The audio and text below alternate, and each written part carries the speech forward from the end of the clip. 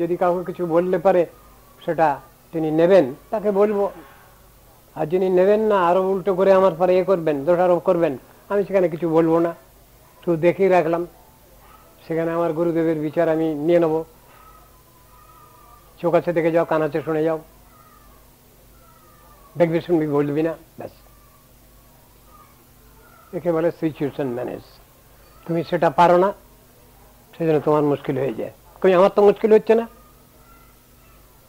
আমি জানি না, বুঝি না, দেখছি না। দেখছি তো, যেখানে দরকার হচ্ছে সেখানে বলছি, যেখানে বলার প্রয়োজন, বললে পরে শুনবে সেখানে বলি, কিছুটা বলি। আর যেখানে দেখি না উল্টো বদলি রাম, বলি না, কিছু মুরগে যা, যা পরিষ্কার করে যায়। এই জিনিসটা হলো গুরু বৈষ্ণবের উপেক্ষা। কি করবে তুমি?